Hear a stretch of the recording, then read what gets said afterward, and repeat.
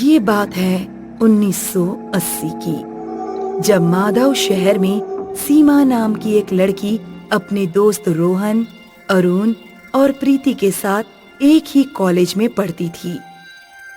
एक दिन सीमा दोस्तों से बातें कर रही होती है। गाइस, तुम लोगों ने प्राचीन म्यूजियम के बारे में सुना है? हाँ, वो म्यूजियम तो शहर से दूर बना हुआ है।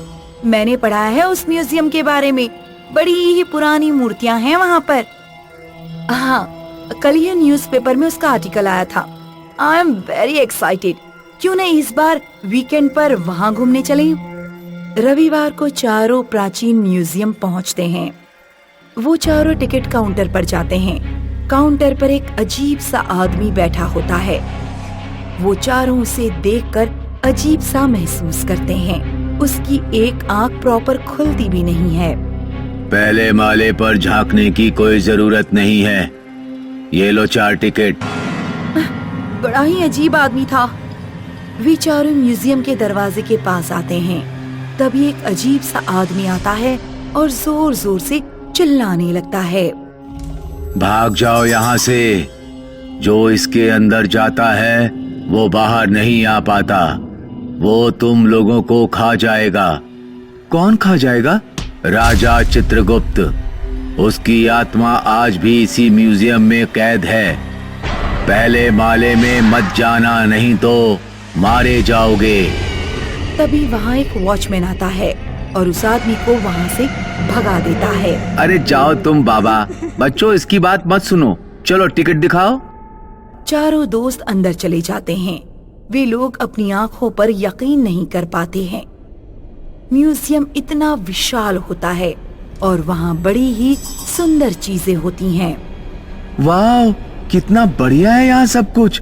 सच में, वो देखो, हीरो का मुकुट। सीमा अपने आसपास देखती है तो जो लोग म्यूजियम घूम रहे होते हैं वो उसे घूरने लगते हैं।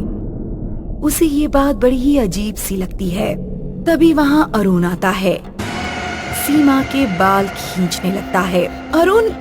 अरुण, तुम्हें मैं अभी बताती हूँ। अरुण तेजी से भागता है। सीमा उसके पीछे भागती है। अरुण भागते हुए पहले माले की सीढ़ियों से चला जाता है। सीमा भी उसके पास आ जाती है।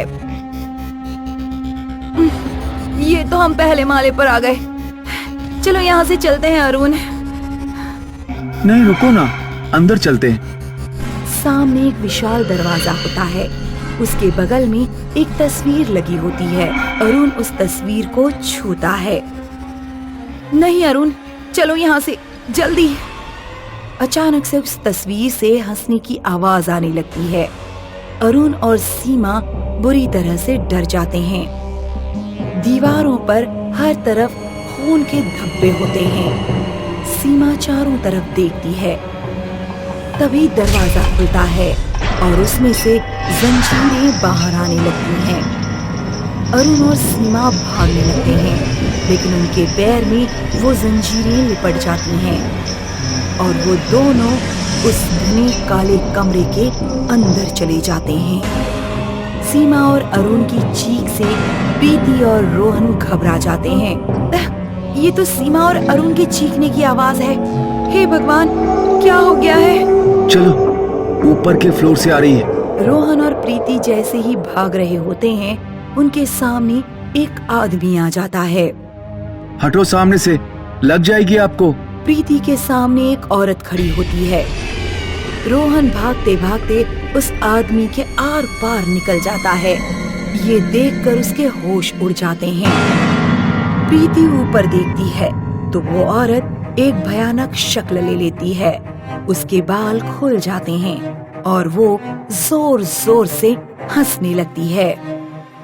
प्रीति उठकर रोहन के पास भागती है। वो दोनों बुरी तरह से डर जाते हैं। ये तो सब मर चुके हैं रोहन, अब हमारा क्या होगा?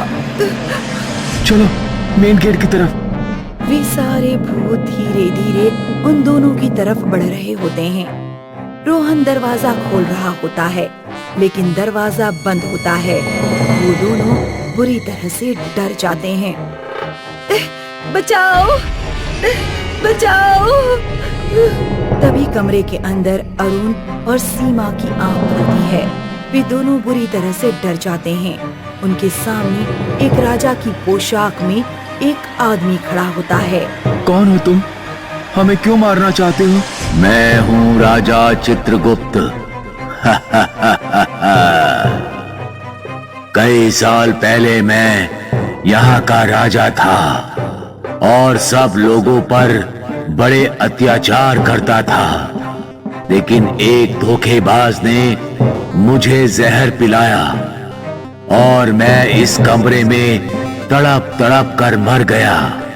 तुम लोगों ने मेरी तस्वीर को हाथ लगाकर मुझे आजाद कर दिया है। अब मेरे 1 घंटे का वक्त है तुम सबको मारने के लिए। हमें जाने दो, प्लीज हमें जाने दो। सीमा भागने लगती है। राजा उसके पास आकर खड़ा होता है और उसकी गर्दन पकड़ता है और तोड़ देता है। सीमा गिर पड़ती है। सीमा। अरुण सीमा की तरफ भागता है। राजा उसके सामने आता है। अरुण बुरी तरह से डर जाता है। राजा अपने हाथ लंबे करता है और अरुण को हवा में उड़ा देता है और अरुण को हवा में उठा लेता है। अरुण का दम घुटने लगता है।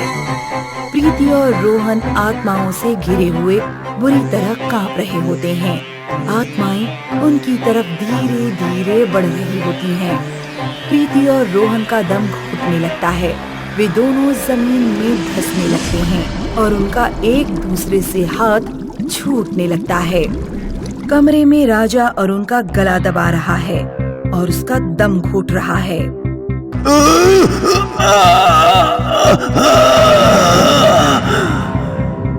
तेरे सारे दोस्त तो मारे गए, अब तेरा क्या होगा? अरुण का चेहरा पीला पड़ जाता है। म्यूजियम में घंटी बजती है और राजा का वक्त खत्म हो जाता है। आज तो तू बच गया, लेकिन फिर कोई आएगा और मुझे जिंदा करेगा। अरुण नीचे गिर जाता है और खांसने लगता है। अरुण म्यूजियम से भाग जाता है। 10 साल बाद रोहित और नेहा म्यूजियम देखने आए हुए होते हैं। चलो ना, थोड़ा प्राइवेट में चलते हैं। रोहित नेहा को पहले माले पर ले जाता है और नेहा को गले लगाता है। तभी उसका हाथ एक राजा की तस्वीर पर पड़ता है और म्यूजियम फिर से बंद हो जाता है और उस तस्वीर से हंसने की आवाजें आने लगती हैं।